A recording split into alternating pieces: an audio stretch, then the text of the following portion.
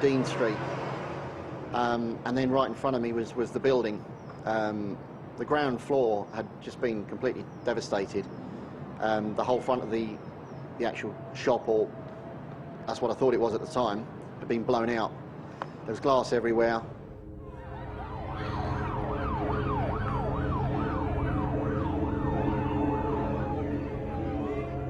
You couldn't tell that it was a pub at all, really. Most of the chairs and tables had been literally blown apart. There was still a small fire at the back of the property. Inside there were people lying about moaning, some with partial amputation of limbs, quite a few people with severe burns, and there was an awful lot of nails. I mean, we're talking 6-inch nails, so you could see them protruding out of people's arms, legs, faces, chests. I mean, it could have been a hardware store, to be honest, with the amount of nails that were there when that explosion went off.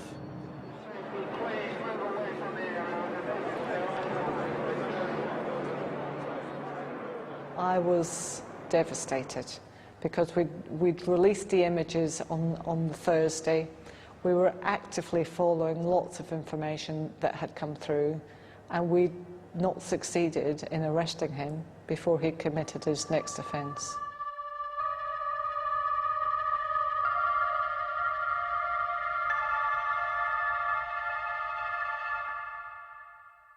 My stock in trade is terrorism, murder, rape, robbery, all these dreadful events. That's what I deal with.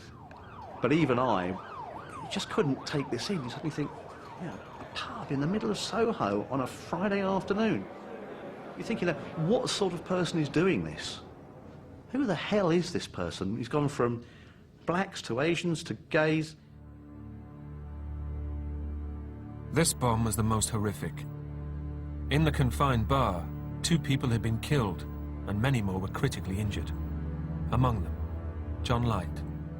My mum knew he was there in London and was fairly distraught to the point where she tried to phone him over and over again on the hour, every hour. And it wasn't until the next morning that it all became, you know, apparent that John was caught up in all this. What was meant to be a happy occasion for John and his 3 friends had ended in tragedy. Julian Dykes was also battling for his life. Andrea Dykes, who was 4 months pregnant, and Nick Moore had been killed instantly. The investigation was now a murder inquiry.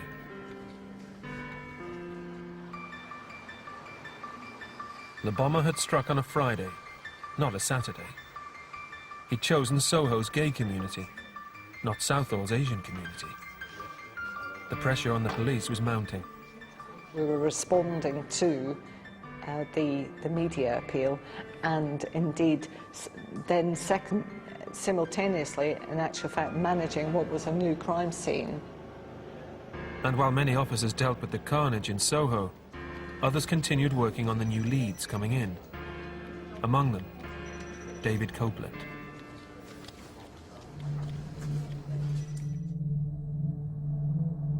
Copeland had been identified from the CCTV footage by a work colleague.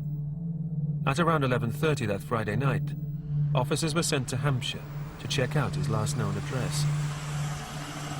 We've been out to several other addresses and just dealt with people who plainly weren't involved in the bombings at all. Originally we were sent down to Hampshire, and this was just another bit of information. There were many other individuals that officers across England and indeed London were tasked to that evening in relation to good likenesses to the image. And indeed there was no intelligence, even when the research was conducted, that actually made David Copeland any more likely to be the suspect. But as the officers neared Farnborough, Copeland's name was swinging ever more into the frame. Scotland Yard were telling us that they were more excited with this intelligence. That hadn't happened before at the other addresses I'd been to. In fact, a cab driver had called the hotline saying he'd picked up the CCTV suspect at Waterloo, the mainline station serving Farnborough. We unanimously decided to go and cold call on the address to see who David Copeland was. Everybody knew what needed to be done. Some of us approached the door, some officers went to the front, to the side, and as best they could the back of the address, so it was surrounded in effect. And then for about the next 10 minutes we started knocking on the doors, knocking on the windows.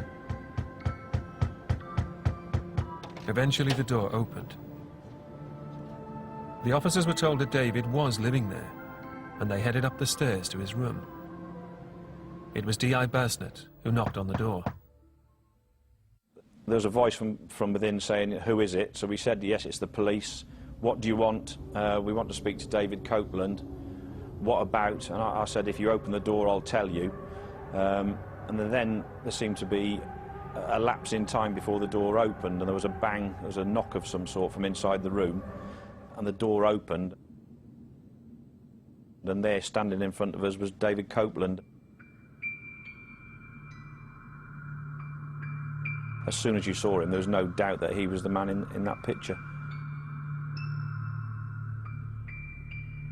The officers quickly stepped into the room.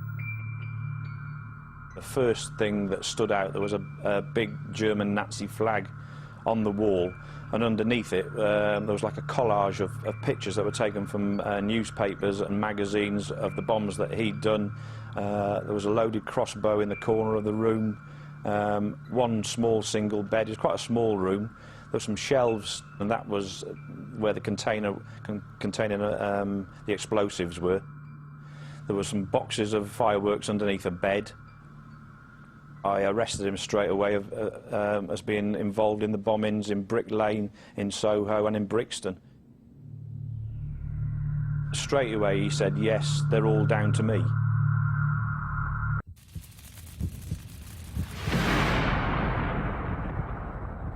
Three nail bombs in 13 days had traumatized the capital city. But just hours after the third bomb in Soho, the police had made an arrest.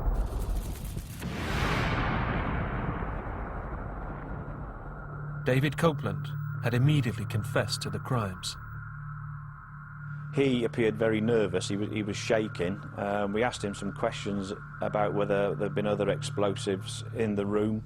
He said there was a tin of something, I think it was ammonium nitrate or something, so straight away we had a crime scene which had possible explosives in it.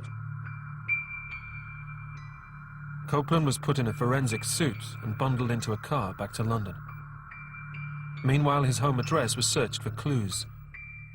Receipts for items used in the bombs and firework powder matching the explosive lab's findings were quickly discovered. The fact that he told us that he actually had some of the bomb-making kit and the firework powder within his room actually corroborated the fact that he was responsible for these offences. In London, Maureen Boyle's team prepared to interview Copeland.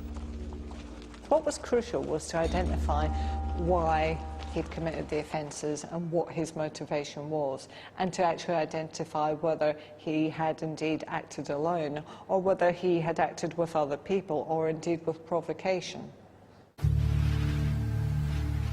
David Copeland was 22 years old, the middle son of an apparently ordinary family. He'd grown up in Farnborough, leaving school at 16 with only a few low-grade GCSEs. He drifted from job to job, and for the previous 2 years had been working as an engineer's assistant on the Jubilee Line extension. Before his interview had even begun, the death toll from the Soho blast had risen. John Light had bravely hung on to life for almost 24 hours. His family had hurried from southwest England to be with him. After we had arrived, he died in front of us. It was as if, and I firmly believe, that he did hang on until he at least heard Mum or felt her presence.